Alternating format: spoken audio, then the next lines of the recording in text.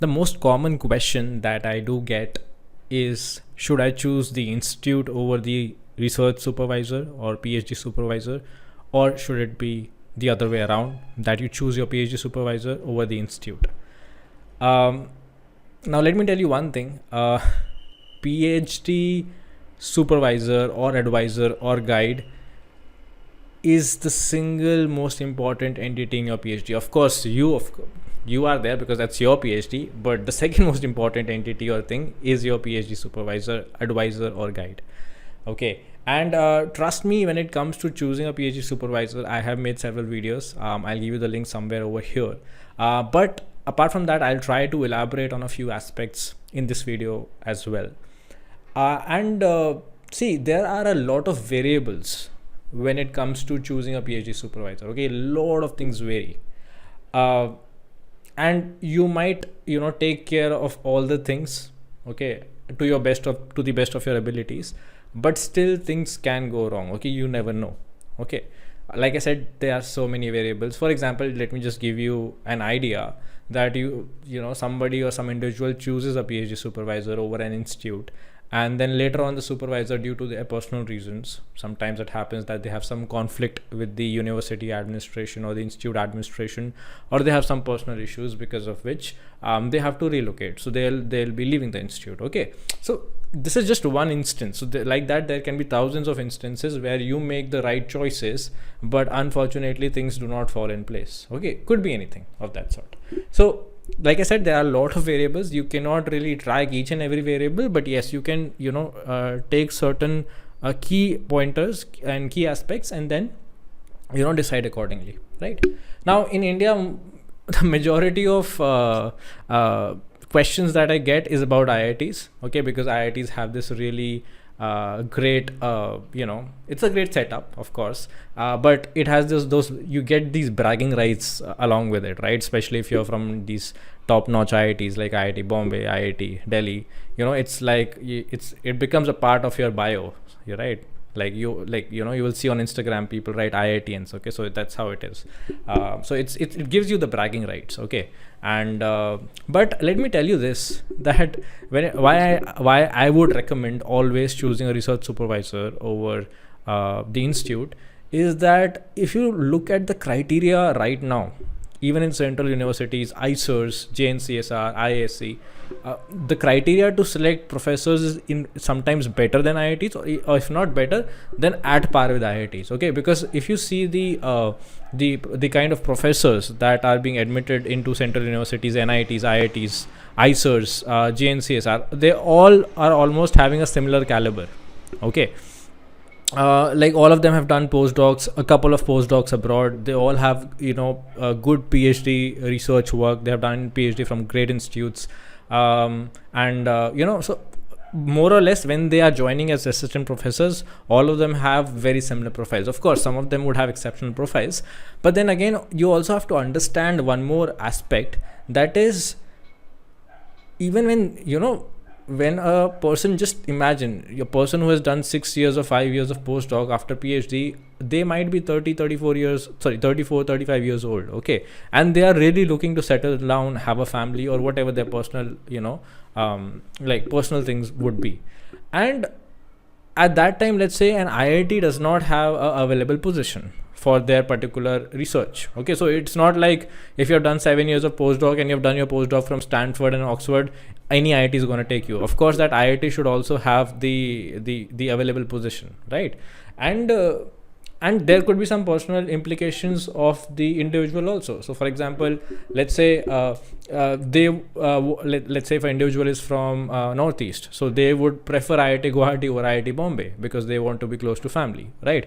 Or they might prefer let's say if they are from Meghalaya, they might prefer Northeastern Hills University, that's in Shillong. So there are a lot of personal implications also, that go into a decision of joining a particular institute. So you can't say that, okay, a professor from IIT Guwahati or a professor from IIT Bombay is definitely going to be better from a professor from a state university or from a central university. Okay, so that's not always the case. Okay, so I know it's very difficult. It's easier said then done, you kind of lose out on those bragging rights. And I understand that is a very important part, because when you go to your family or you go to your relatives and you say you are from IISER, or even when you say you are from IISc Bangalore, they are not really impressed.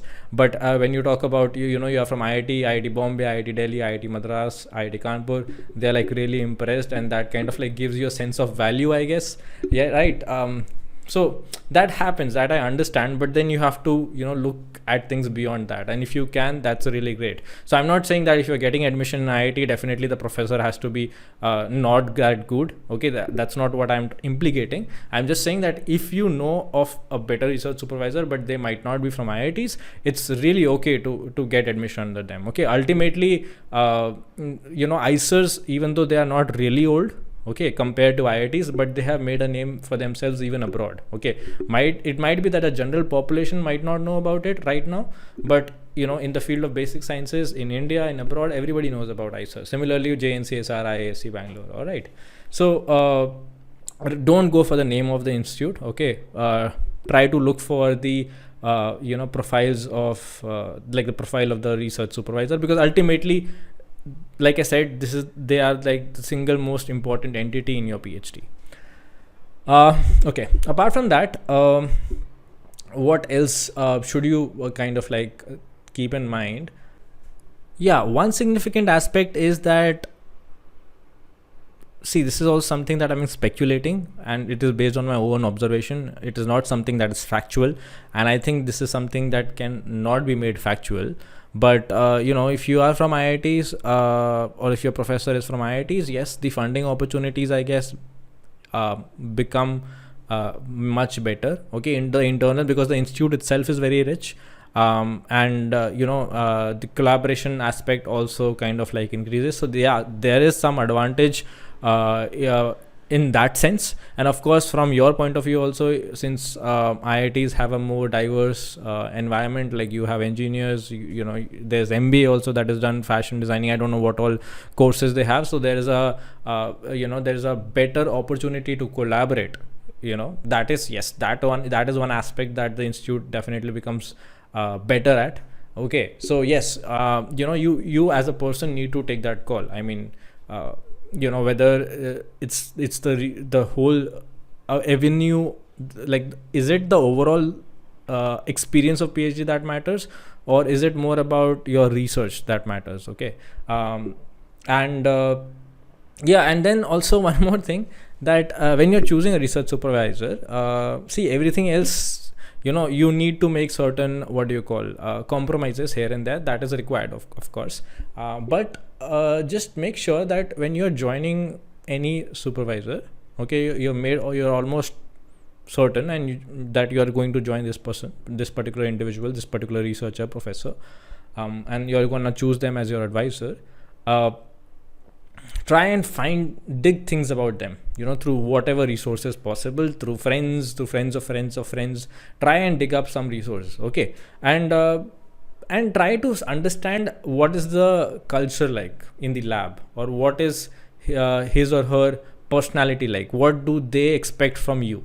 Okay, sometimes what happens is that some individuals are okay with certain things, but you might not be. For example, let's say the funding in the lab is really good. They have a lot of equipments. They are working on world-class research. They have a lot of collaborators. Everything is working great. But let's say the advisor has this habit of disrespecting or abusing. Okay, now some of them might be okay with that. They would be like, okay, it's fine. I mean, we are getting all the facilities. We have everything. He has a good name. We'll get a postdoc. He or she has a good name. We'll get a postdoc and everything of that sort. But then they are okay with being disrespected. They're like, okay, it's fine. Sometimes it happens. Let's bear with it. But let's say you as an individual are very sensitive to these things, and you are not okay with someone disrespecting you. Then you would definitely not want to go into that lab. Okay, so these are small things that you need to keep in mind. So others might be okay with one particular aspect. Like some others would be okay working 12-14 hours a day if they are really getting good publications and they are able to get good research. Okay, but I might not be okay because I have other interests which I really want to pursue apart from research. So I might not want to give more than 10 hours a day of my work. Like more than 10 hours I should not be given to work, because I need to give, or I need to divert my time to other hobbies, interest as well. So again, so like I said, that totally depends on you, right? Or you might be someone who is very ambitious, who would like to work 14 to 16 hours a day, but your professor is very chill. He or she doesn't like to work that long, or have some personal commitments. So then you won't like that lab, because you are putting in a lot of efforts, but you don't see the same from your professor, okay, or from your advisor. So that is why it is very important to dig up about the lab culture and the personality of your advisor or guide before actually joining under them. That's very, very important. Please, I'll again emphasize, supervisor comes at the, like, you should always give preference to the supervisor. In case you find that, okay, 2 institutes are there, you have 3 or 4 options among these supervisors, and all of them look okay to you, then of course you can give some weightage to the institute. Okay, so yeah, these are some of the pointers that I really wanted you to know about, or I wanted you to understand. Now of course you can make a decision. Like I said, it's not that easy. There are a lot of variable components, but yes, keep these things in mind before making the decision. All right. Anyway, by the way, I have a live session today at 7 o'clock. So in case you have some very personal queries that you want to ask me live, and you want some suggestions, please join that live class. It's a free live class. I'll give you the link down in the description box. And if you are joining the Unacademy platform for the first time, you just need to use this code that is given somewhere over here. Okay, all right. So anyway, thank you for watching this video. And if you liked what I had to say and it helped you, just give a big thumbs up to the video. Thank you so much for watching. I'll see you in the next video very soon. Hey guys, so I'm a verified educator on Unacademy, and along with that I'm also available on the Unacademy Plus platform, where I'm taking live classes along with other educators. So in case you're interested in attending the live classes, you can subscribe to the Unacademy Plus platform using my referral code, that is SETHI, and that will give you 10% discount. All right. And in case you're not interested in attending the live classes, you can watch the free courses that are available on the Unacademy. For that, all you need to do is go to the Unacademy website or download the Unacademy Learning app and search my name over there, that is SETHI.